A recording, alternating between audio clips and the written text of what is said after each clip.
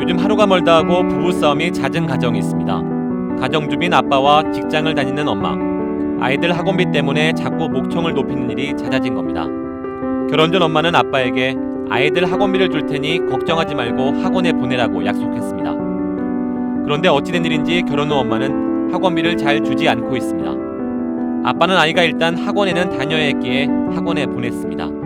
나중에 어떻게든 엄마가 변통해 주겠거니 생각하며 말이죠. 그런데 여러 해가 지나도록 엄마는 아이들 학원비에 대해 어떻게 해보겠다는 얘기가 없습니다. 그러는 사이 아빠는 돈을 빌려다 아이들 학원비 대느라 빚이 늘어갔고요. 엄마는 지난해부턴 대놓고 아이들 학원비는 아빠가 알아서 해결하라고 합니다.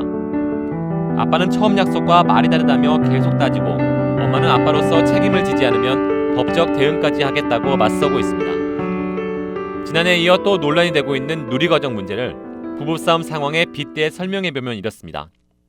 엄마는 정부, 즉 교육부고 아빠는 교육청, 학원비는 누리과정 예산으로 생각하면 다소 복잡한 누리과정 문제를 좀 더 이해하기 쉬울 것 같습니다. 누리과정은 만 3세에서 5세 유아에게 국가가 어린이집 보육료나 유치원비를 지원하는 프로그램입니다.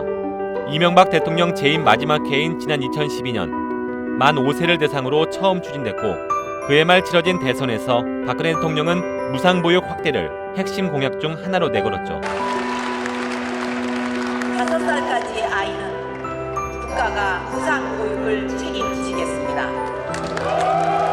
이에 따라 누리과정은 2013년부터 만 3세에서 5세까지로 소득 하위 70%에서 전 계층 지원으로 대상자가 확대됐습니다. 지원이 늘면서 필요 예산도 4조 원으로 늘었는데 문제는 여기서 비롯됐습니다. 늘어난 비용을 어디서 어떻게 마련하냐는 겁니다. 정부는 세금으로 거둔 돈에서 지방교육 재정교부금이라는 이름으로 20% 정도를 떼어내 교육청에 줍니다. 교육청은 이 돈으로 누리과정 예산으로도 쓰고 초중고 운영비를 위한 인건비와 시설비 등에도 씁니다. 정부는 처음 누리과정을 추진할 때는 앞으로 경기가 더 좋아지면 세금이 더 거치고 덕분에 교육청에 나눠주는 돈도 늘 것으로 예상했습니다. 하지만 실상은 반대여서 2011년 이후 실제 세금이 거치는 것은 예상 수치에 미치지 못하고 있습니다.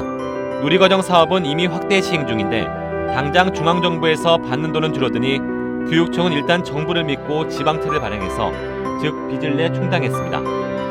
그만큼 교육청 빚은 늘어갔습니다. 이런 상황에서 정부는 지난해 10월 지방재정법 시행령을 개정해 유치원뿐 아니라 어린이집 누리과정도 교육청이 책임지도록 바꿨습니다. 아이가 다니는 기관에 따라 유치원은 교육청, 어린이집은 복지부 소관이었는데 어린이집 누리과정 예산까지 책임지라고 하니 그렇지 않아도 버거운 교육청은 더욱 반발했습니다. 일부 교육청은 예산 편성 자체를 거부했습니다.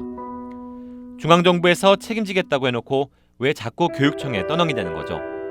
정부는 교육청을 상대로 다른 사업에 앞서 누리과정부터 예산을 투입하라고 요구하고 있고 교육청은 시설 보수 같은 곳에 써야 할 돈을 누리과정 예산으로 돌릴 수는 없지 않냐고 반박하고 있습니다.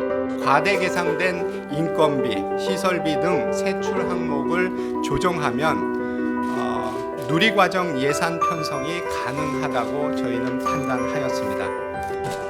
이미 일부 시도교육청은 40%가 넘는 부채 비율로 재정위기 단체로 지정될 위기에 처해 있고 학교 운영비와 교육사업비 등이 삭감됨에 따라 초중고 교육 전반이 위축되는 부작용이 나타나고 있습니다.